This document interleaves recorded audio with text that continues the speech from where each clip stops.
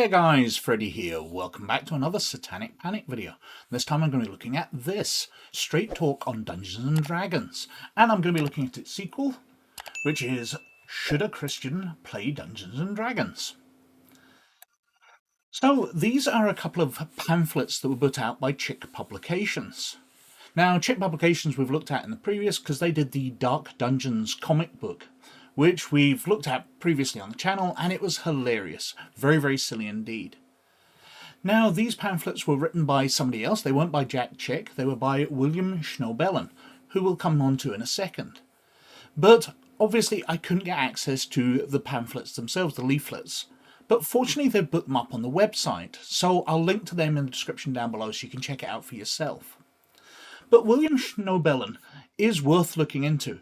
I've done enough of these videos now that one of the first things I do upon looking at any source is look at who wrote it, because these people often tend to have fairly outrageous beliefs, and it's worth looking into what else they think. We've seen a lot of homophobia and things in the past.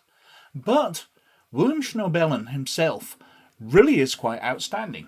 So I did a Google for him, and I found this page on Rational Wiki. Let me widen it out for us.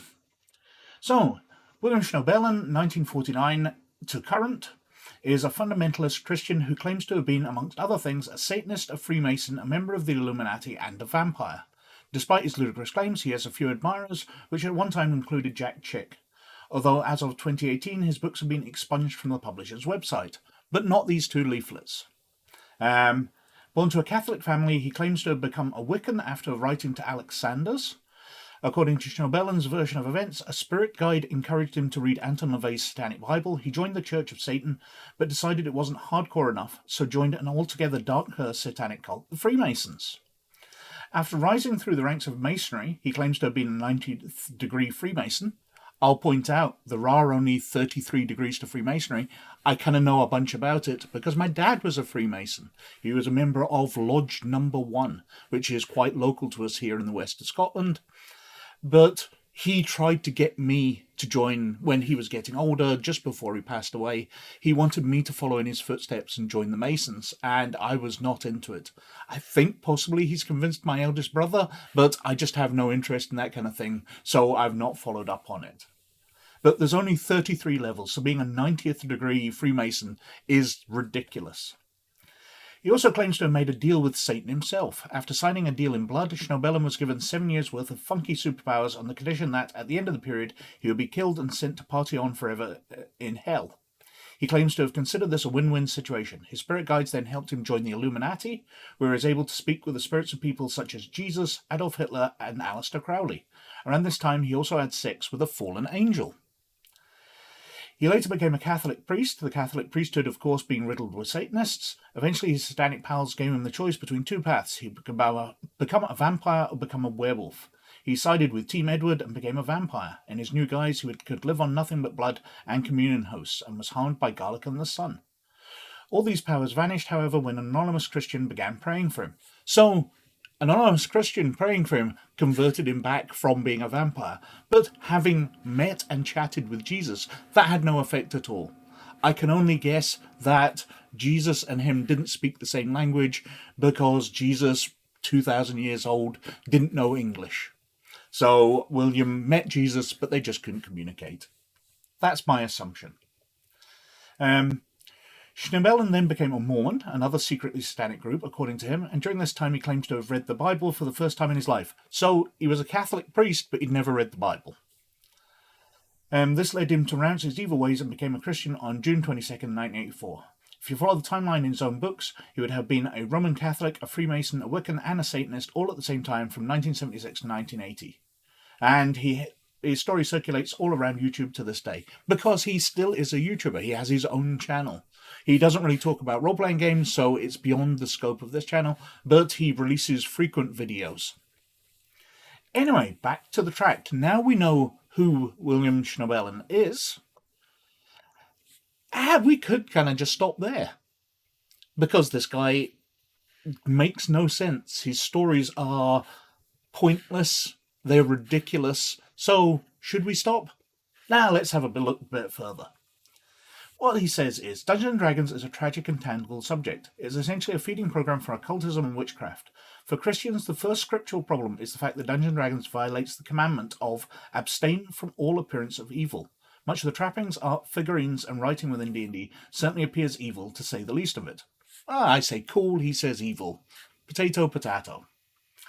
On top of that, the second issue is the materials themselves, in many cases, contain authentic magical rituals. I can tell you this from my own experience. I was a witch high priest, Alexandrian tradition, during the period 1973 to 1984.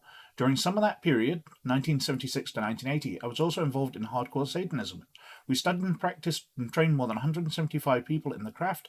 Our coven was in Milwaukee, Wisconsin, just a short drive away from the world headquarters of TSR, the company that makes Dungeons & Dragons, in Lake Geneva.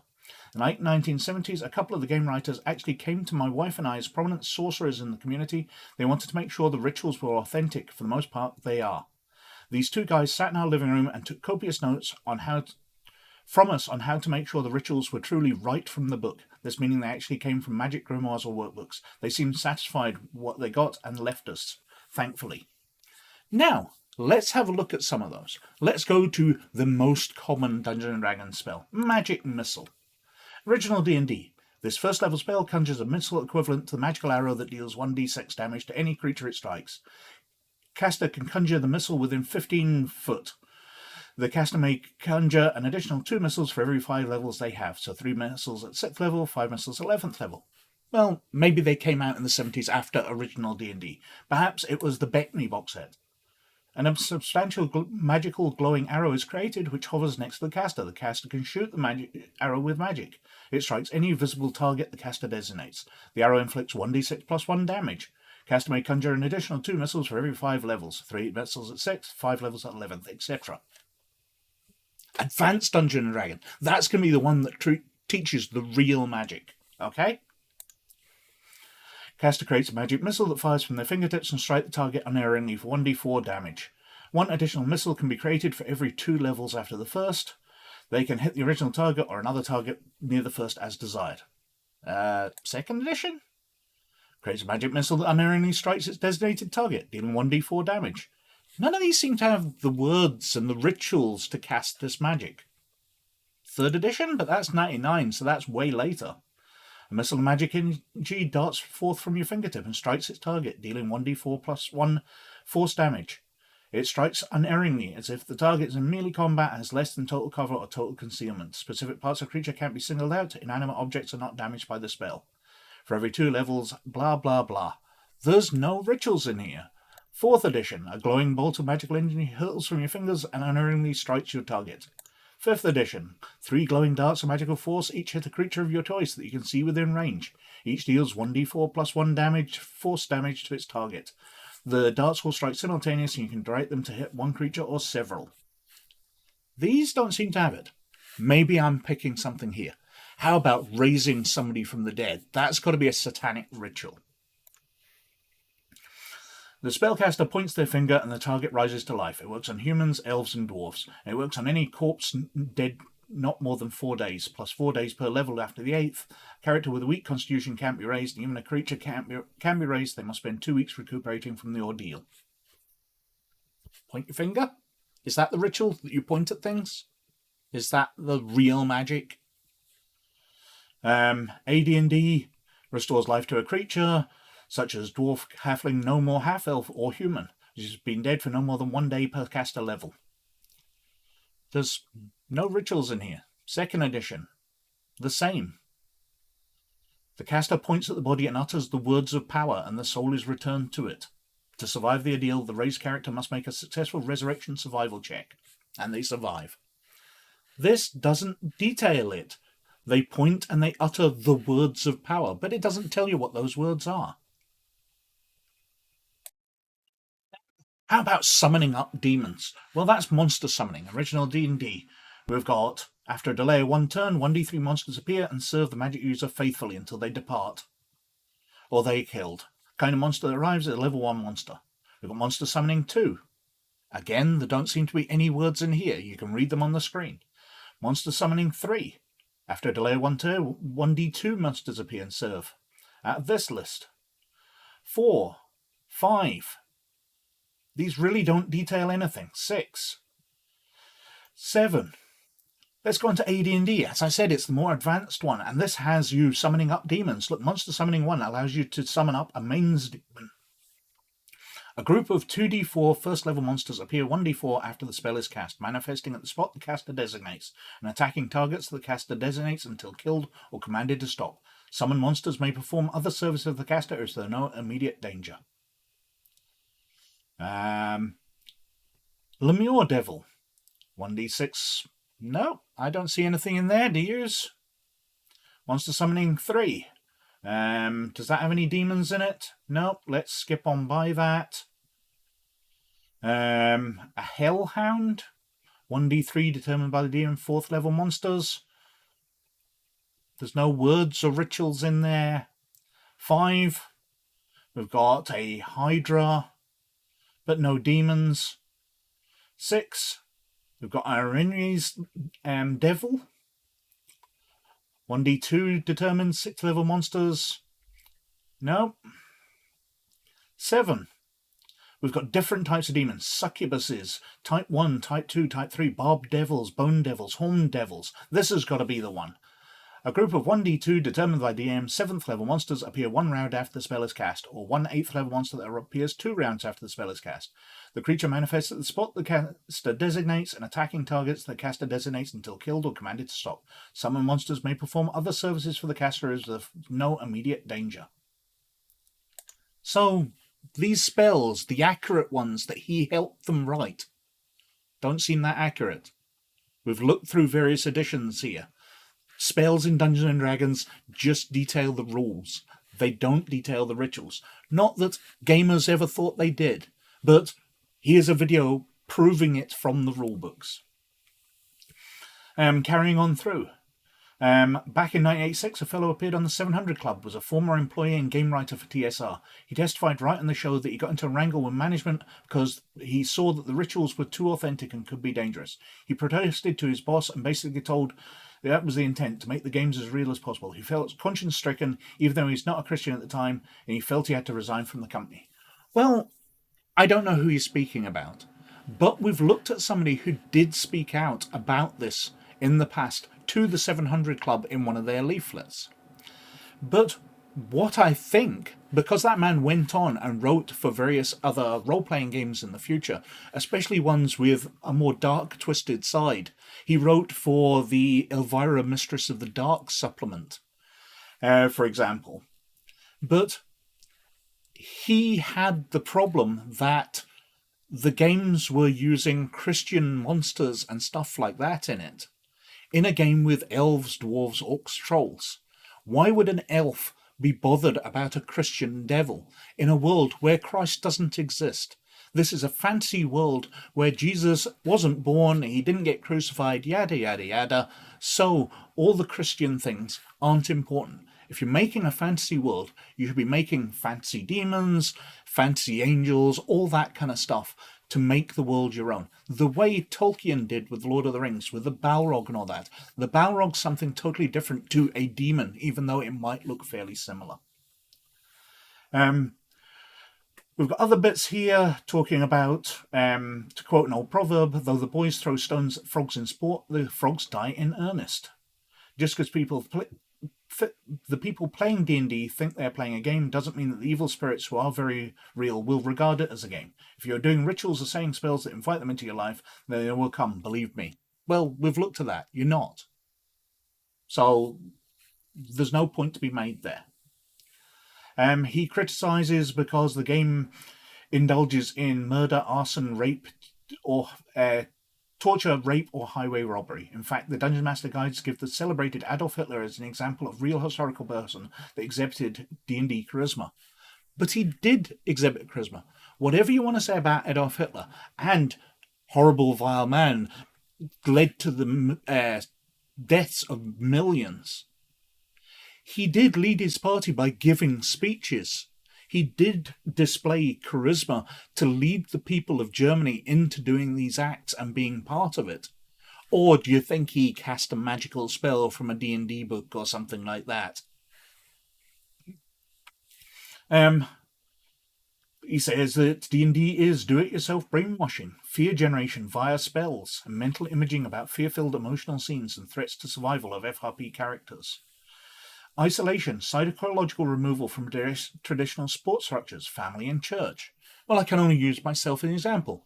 Once a week, I get together and play Dungeons & Dragons with my niece, my nephew, and my 2 sons. It's the family game. How's that removing any of them from family support structures? And in my weekly group, we have an ex-bishop, and he used to run Dungeons & Dragons at his church for the local kids. He would invite them in, and they enjoyed it. It was a communal task. So he wasn't stripping them of support of the church. He was actually giving them something interesting to give them the support of the church. Physical torture and killing. Images in the mind can be as real as the actual experiences. So reading a book is, images in the mind. Erosion of family values. The Dungeon Master demands an all-encompassing and total loyalty, control and allegiance. Well, that's become a meme these days, hasn't it? That the image of the fundamental Christians about D&D is that we're all enslaved to the Dungeon Master, whereas in reality, the Dungeon Master is racked by trying to get us to behave. He's put these serious circumstances in front of us, and we spend the entire time going to the bar and trying to seduce the bar wench, or messing around, or whatever. My son used to come up with an idea that he should druidic shape change into a whale. He had a ring of teleportation. He'd teleport above things and drop onto them and belly flop and squash them. Yeah, we're trying to run a serious game with these threats, and people are coming up with silly ideas. So the idea that he demands an all-encompassing and total loyalty is ridiculous. Situational ethics. Any act can be justified in the mind of the player. Well, that's anybody. Anybody can justify any act. Look at the terrible things which go on in this world and the way that people justify them. Religion, values, and belief system are restructured from traditional Judeo-Christian ethics, which most people in the Western culture adhere to believe in multiple gods and deities. But the character believes it, not me. I've got various characters which follow various gods. I'm running a orc cleric at the moment in my family game, who believes in the cave mother, the orc god of healing. Now, I don't even know much about it, but I certainly don't believe that exists. I certainly own no loyalty to the cave mother. Loss of self-control authority over self is surrendered to the DM. Depending on the personality and ego strength of the player, this loss can be near absolute. As I discussed, it really is a fake image of Dungeons & Dragons that the Games Master controls you. It's far more that the Games Master has to deal with all these brains working against him as the players come up with various ideas, and he has to adapt. He's being the puppet to them, if anything. And degradation. Pain and torture are heavily involved in sadistic sexual situations that graphically appeal to visceral impulses. Much of the material above is well into pornographic areas and stresses the defilement of innocence. Well, if you read these things about torture and pain and you think that's visceral and sexual imagery and pornographic, I think that says more about you, because I definitely don't. He talks about a clash of worldviews between the Christian point of view with a single God and the magical worldview, where people can apply magic and change the world at their will. They have more power than gods. Talking about it's like the Force in the Star Wars movies. This magical morality pervades D&D and is utterly in opposition to the word of God and even common sense. Well, it's a fantasy game. It doesn't need to have common sense. The AD&D Hall of Shame. We've got a list of people here, but I'm going to skip over that until we come to the second one, because these are all people off the old Bothered About Dungeons & Dragons lists. And they're very familiar. But there's 11 names here, and there's 12 in the other list, so that's far more important.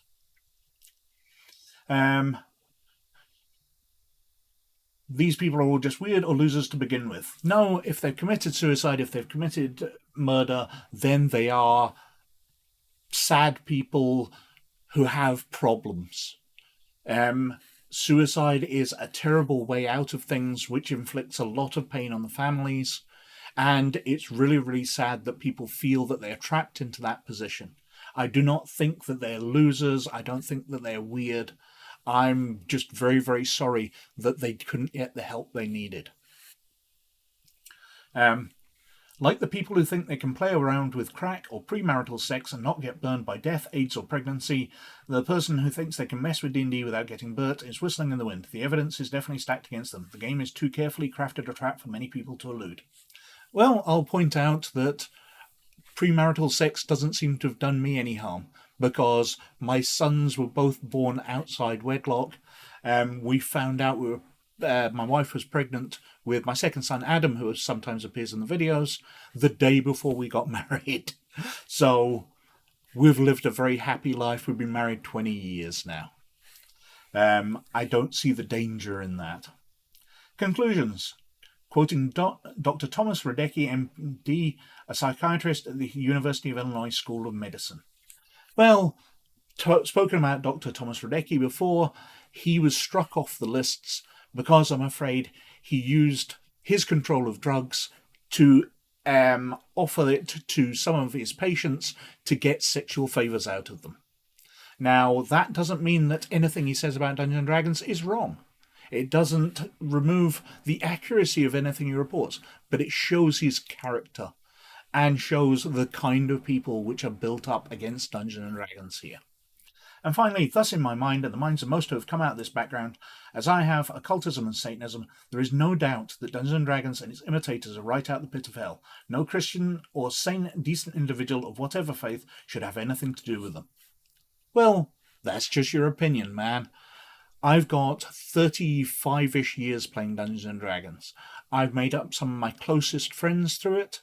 I've had some of the best occasions, and my kids play the games. My niece and nephew plays it. It's a fun family thing to do. We've had great experiences, and it's brought us all closer together. So I don't see the danger here. You've not pointed out anything at all, and you've not proven anything. But anyway, for now, I've put it on for quite long enough. I'll be going on to the second leaflet a bit later, and we will go through what he says to rebut arguments against this one in a future video. But anyway, thank you very much for watching as always, but most of all, you look after yourselves, and I'll catch you later. Bye now.